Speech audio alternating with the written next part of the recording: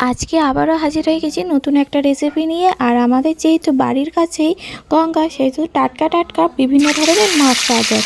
তো এইগুলো হচ্ছে ফ্যাঁসা মাছ, আর একদম টাটকা মাছ দিয়ে আজকে সন্ধ্যেবেলায় ফুলকপি দিয়ে আলু দিয়ে এই মাছের ঝোল বানিয়ে নেব। তো মাছগুলো ধুয়ে বেছে পরিষ্কার করে নিয়েছি, সাথে নুন হলুদে মাখিয়ে নিয়েছি।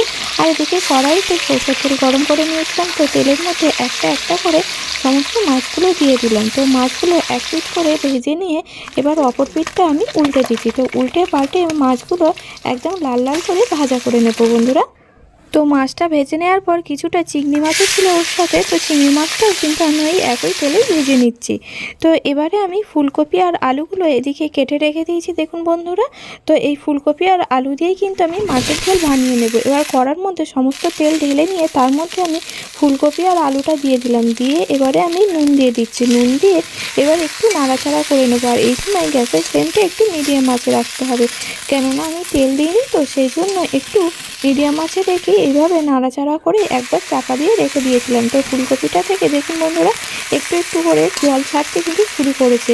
এইভাবে আপনারা করে দেখবেন। আর এই শীতের সময় অতিরিক্ত ফুলকপি বাঁধাকপি খেলে অনেক সময় অ্যাসিডের সমস্যা হয়ে থাকে। তাই এইভাবে একটু অল্প তেলে ফুলকপিটা রান্না করে দেখবেন, খেতে কিন্তু খারাপ হবে না। আর ফুলকপির যে গন্ধটা সেটাও কিন্তু খুব একটা থাকবে না। তো এইভাবে ঢাকনা দিয়ে ঢেকে ঢেকে আমি দুবার তিনবার রান্না করে নেওয়ার পর দেখুন ফুলকপিটা কতটা পরিমাণে কমে এসেছে। আর ফুলকপি থেকেও কিন্তু জল ছাড়তে শুরু করেছে।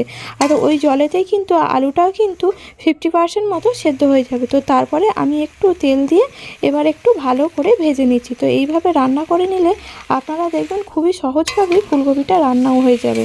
তো এবারে নাড়াচাড়া করে নিয়ে আলু আর ফুলকপিটা ভালো করে ভেজে নেব। তো দেখুন বন্ধুরা ফুলকপি আর আলুটা একদম লাল লাল করে ভেজে নিয়েছি। আর অল্প তেলে যতটা পারছি রান্নাটা করার চেষ্টা করেছি। তো এবারে কড়াইয়ের মধ্যে একদম অল্প একটুখানি তেল দিলাম। আর তেল দিয়ে তার মধ্যে আমি দিয়ে দিলাম টমেটো কুচি। তো টমেটো কুচিটা তেলের মধ্যে নাড়াচাড়া করে নিচ্ছি।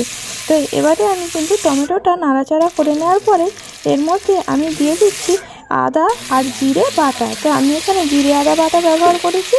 আর জিরে আদা বাটা দিয়ে ফুলকপি আলু আর এই মাছের ঝোলটা কিন্তু দারুণ হয় ফ্যাঁসা মাছে। তো আমি যাতে জিরে আদাটা পুড়ে না যায় সেই জন্য দিয়ে দিলাম অল্প একটু জল। আর তারপরে আমি দিয়ে দিলাম হলুদ গুঁড়ো আর দিয়ে দিচ্ছি কিছুটা পরিমাণে লঙ্কা গুঁড়ো।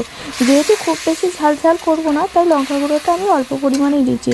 দিয়ে এবার মশলাটা ভালোভাবে কষিয়ে নিচ্ছি। আর এইভাবে কম তেল মশলায় রান্না কিন্তু খেলে পেটের পক্ষেও খুবই ভালো। তো এবার আমি মশলাটা কষানো হয়ে গেছে, মশলা থেকে তেল ছেড়ে দিয়েছে দেখুন বন্ধুরা। এর মধ্যে দিয়ে দিচ্ছি আগে থেকে ভেজে রাখা ফুলকপি আর আলু। দিয়ে এবার ভালো করে ফুলকপি আর আলুটা মশলার সাথে কষিয়ে নেওয়া হয়ে গেছে। তো এবারে বন্ধুরা আমি একটু একটু করে এবার জল দিয়ে দেব। আর বেশি খুব পাতলা ঝোল করব না, আর খুব বেশি গাঢ় ঝোলও হবে না। তো সেই জন্য একটু মিডিয়ামভাবেই জলটা দিলাম। আর জলটা কিন্তু উষ্ণ গরম জল আমি এখানে দিয়েছি, তাহলে ফুলকপি আর আলুটা কিন্তু সহজেই সেদ্ধ হয়ে যাবে। যেহেতু ফুলকপি আর আলুটা একটু গরম হয়ে গেছে, তারপরে কাঁচা জল দিলে তাহলে ফুলকপি আলুটা সেদ্ধ হতেও একটু সময় লাগে। সেই জন্যই আমি অল্প একটু গরম জল দিয়ে দিলাম উষ্ণ। তো জলটা দিলে তরকারিটা খুব সহজে ফুটেও যাবে আর সেদ্ধটাও তাড়াতাড়ি হয়ে যাবে। তো এবার আমি ভেজে রাখা মাছগুলোও দিয়ে দিলাম। যেহেতু ফুলকপি আর আলু প্রায় সেদ্ধ হয়ে গেছে, তো এবার ফুটে উঠলেই নামিয়ে নেব। তো এবারে ফুটিয়ে নিয়েই নামিয়ে নিলেই হয়ে যাবে ভেজা মাছ দিয়ে ফুলকপি আলুর ঝোল। আর আপনাদের যদি রেসিপিটি ভালো লাগে তাহলে লাইক শেয়ার কমেন্ট করবেন। চ্যানেলে নতুন হলে চ্যানেলটি সাবস্ক্রাইব করে পাশে থাকার অনুরোধ রইল।